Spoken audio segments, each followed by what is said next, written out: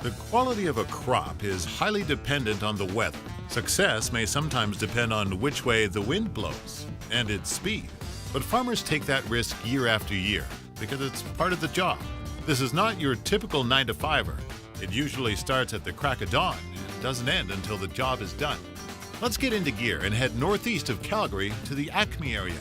It's there we find the Sawyer family farm. Hi, I'm Matt Sawyer. I'm a fourth-generation grain farmer. Hi, I'm Tara Sawyer. I'm the secretary, bookkeeper, parts runner, and meal to field bringer on Sawyer Farms. Matt and I met 2 weeks before harvest started. She came out to the farm and she didn't even know what a swath was or a combine or anything like that. One of our hired guys, she went to the side of the road, he picked her up and he dropped her off in the field. He says, "Matt's over there." And she said, "What, you want me to walk over there?" When we first started dating, our dates were in the grain truck.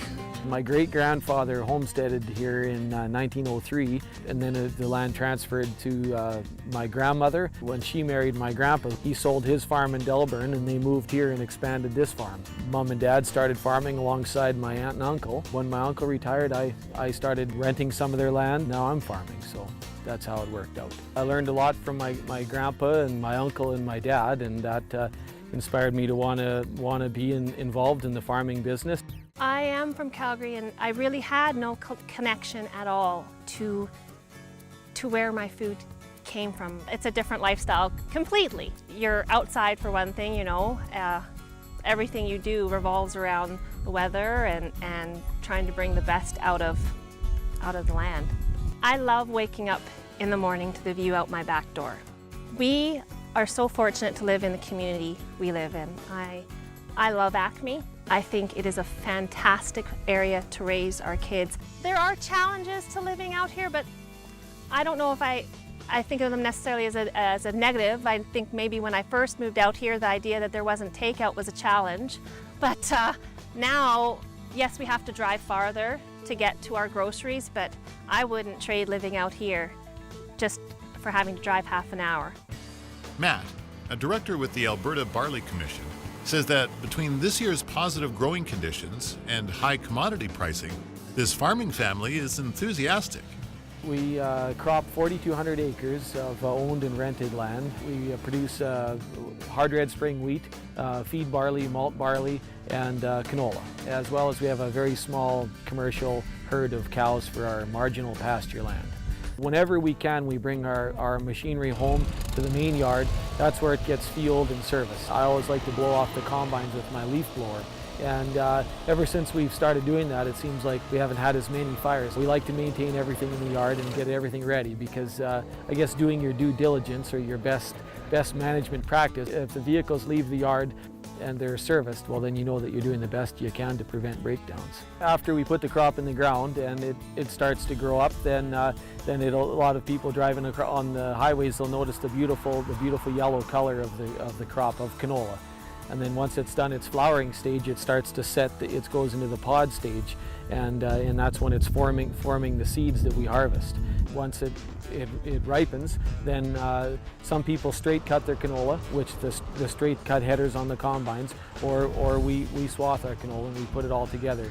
And it takes anywhere from 14 to 20 days to dry the canola down in the swath so that it's ready to harvest. Once the canola seed itself, or the bulk of the seeds, get down below the moisture level of 9.5% or 9%. Some people like to harvest it a bit lesser of moisture. Then you can harvest that, and you'll either haul it directly to the terminal or you'll put it in a bin like the one that we're doing right here. First of all, you back the truck up to the auger and you lift the hoist up of the box. The grain is then dumped into the base of the auger. The auger transports the canola to the top of the bin, and it's dropped down into the center of the bin, where it'll be stored safely until we want to haul it to its future destination. This canola will be hauled out to a terminal in October or November, or some of the contracts that we have would be March, and it'll be turned into many different products, from canola oil to margarine and that sort of thing. This year we've made a few adjustments. I've got an automatic mover on my auger so that the swing part of the auger will move automatically back and forth with a control, and it also lifts up and down with a control. Any type of automated device you can use to reduce your wear and tear on your body is good for me. At harvest, we do have our helpers, and we like to make sure that it's that we're not working too hard, but we work from 8 until midnight. And we don't stop for supper. Everybody starts talking about what Tara's going to bring us for supper at around 4:30, and then your tummy starts to grumble, and you wonder, well, what do you think she's going to have for us tonight? So if that mule wagon's late, boy, you sure start watching your clock past 6 o'clock. Well, I wonder what happened to supper.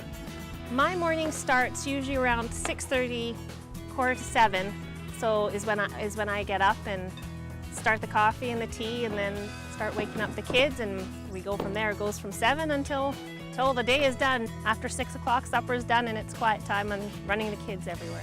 I get up in the morning for my kids and my husband, and I look forward to the day. I look forward to getting to make everybody their lunch. I take pride in being a farm wife. I take pride in cooking the meals, knowing that that's what keeps the guys rolling through harvest and seeding. During seeding and harvest, it's just, there's a buzz about it that it's hard to describe. That you wake up and you're just energized and ready to go. It's a great feeling knowing that you're producing the raw food product on your farm that's going to feed thousands and thousands and thousands of people across the world. We care about the environment. We care what we're putting into our land, and we care what product we're selling that is going to feed not just our children, but your children. Our children will be 5th generation farmers on this land. You don't get to be 5th generation unless you took good care of that land and took pride and did the best you could. For the Sawyer family, farming is their livelihood, and you can really see their passion for creating a flavorful and bountiful product. Good day. I'm looking forward to supper.